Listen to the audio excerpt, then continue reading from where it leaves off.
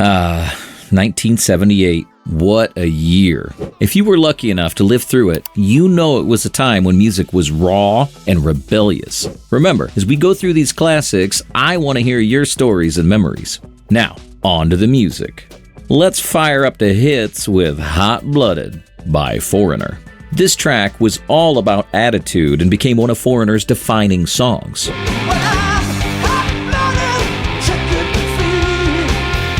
Sure, some critics thought it was a bit too cocky, but honestly, isn't that what rock and roll is supposed to be? Foreigner, led by Mick Jones and Lou Gramm, was one of those bands that bridged the gap between rock and the mainstream. They weren't as raw as Zeppelin or as polished as Fleetwood Mac, but they found a sweet spot in between that resonated with just about everyone. Fun fact, the phrase hot-blooded was actually inspired by Lou Gramm's experience dealing with a fever during a tour. Instead of resting up, he decided to channel that feverish energy into the song. Talk about dedication to the craft. Taking a softer turn with 3 Times a Lady by Commodores. This song showed that 1978 wasn't just about loud guitars and rebellious lyrics. 3 times a lady.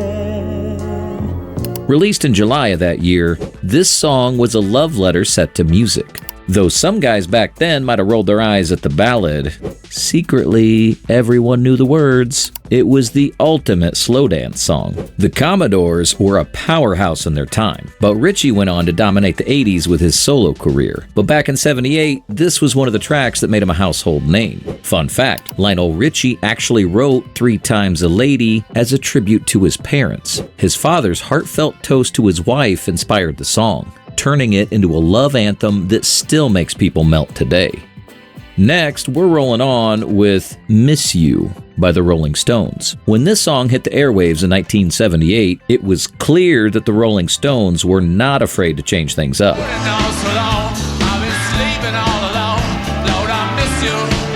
Mixing in disco elements with their usual rock sound, this track was a game changer. Some hardcore fans grumbled about the Stones selling out by dabbling in disco. But you know what? The song was a massive hit. Mick Jagger and the gang knew how to stay relevant while keeping their signature swagger intact. The Stones were already legends by the time 78 rolled around. Jagger, Richard, and the rest of the crew had been pushing boundaries for years. But with Miss You, they proved they could adapt to the changing musical landscape without losing that rebellious edge. Fun fact, Miss You was originally a jam session that lasted almost an hour. The final version we all know was trimmed down, but the Stones knew they had something special from the very first riff. Alright, we're 3 songs deep, and I know some of these tunes must be bringing back memories. Whether you were cruising around in your muscle car or sneaking into your first concert, I want to hear about it. Hit up the comments, share your stories, and let's keep this conversation going. Now, back to the countdown. Here's a heartstring tugger with Wonderful Night by Eric Clapton. Released in 1978, it's become one of those songs that stood the test of time.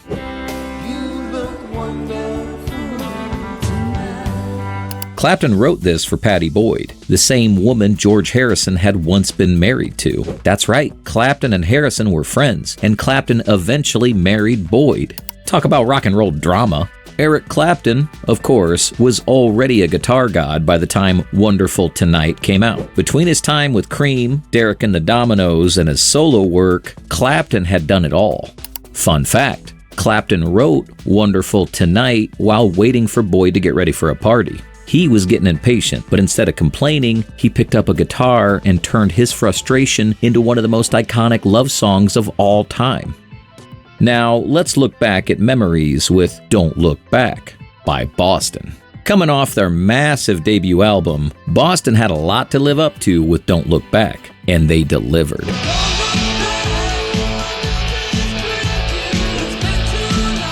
This song was classic Boston. Soaring guitars, driving rhythms, and that signature Tom Scholz sound that no other band could quite replicate. Boston was always an interesting band because despite their commercial success, they didn't play by the traditional rock and roll rules. Tom Scholz, the mastermind behind the band, was more of a perfectionist engineer than a wild rock star, spending years tinkering with his recordings to get the exact sound he wanted. It paid off. Big time. Fun fact, the title track, Don't Look Back, almost didn't make it onto the album. Scholes, being the perfectionist that he is, didn't think the album was ready for release, but the label pushed him, and the rest is history. Next up, let's run with David Lee Roth singing Runnin' with the Devil with Van Halen. This song was the musical equivalent of a shot of adrenaline straight to the veins.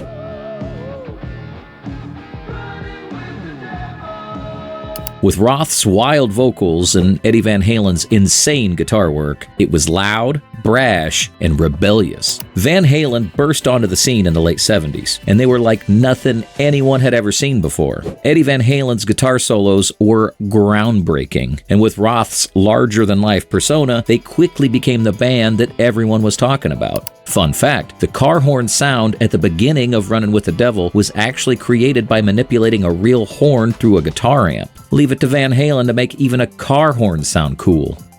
After hearing about Boston and Van Halen, you gotta admit, 1978 was a year when rock was still raw and rebellious. What memories do they spark for you?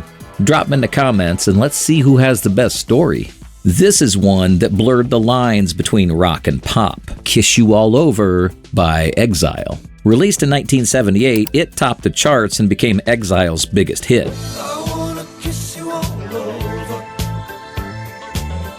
Some critics were quick to write it off as just another radio-friendly pop tune. It was seductive, no doubt, and maybe a bit too suggestive for some radio stations back then. Exile, originally a rock band, made a surprising shift into pop with this track. Though they weren't as well known as some of the rock titans of the time, they managed to capture lightning in a bottle with this hit. After Kiss You All Over, they took a turn toward country music. But in 1978, they were smack in the middle of pop stardom. Fun fact, Kiss You All Over was Exile's only major pop hit, but it had a massive resurgence in pop culture when it was featured in the 1998 film The Wedding Singer, which brought the song back to a whole new generation. Off to Paradise we go with Eddie Money's 2 Tickets to Paradise. It made him a household name in 1978. It's the kind of track that just makes you want to pack up and go on a road trip with nothing but the open road ahead.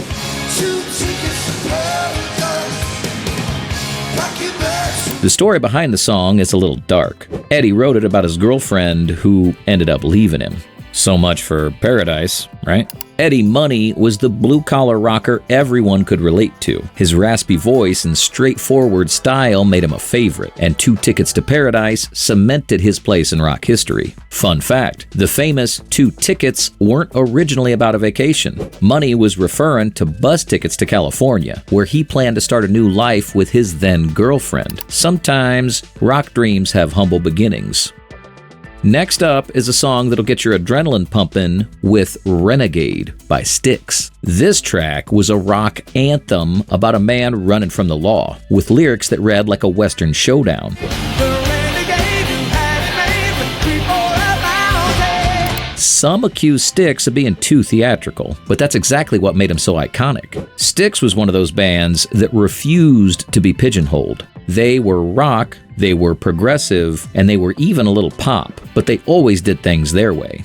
Dennis DeYoung's theatrical flair and Tommy Shaw's killer guitar skills made for a combination that was as dynamic as it was entertaining. Love 'em or hate 'em, Styx was a band that took risks. Fun fact, Renegade became an unofficial anthem for the Pittsburgh Steelers, played during pivotal moments in games to pump up the crowd. Talk about a song with lasting impact. Now, let's live the life of a rock star with Life's Been Good by Joe Walsh. This song was Walsh's humorous, self-deprecating look at the life of a rock star.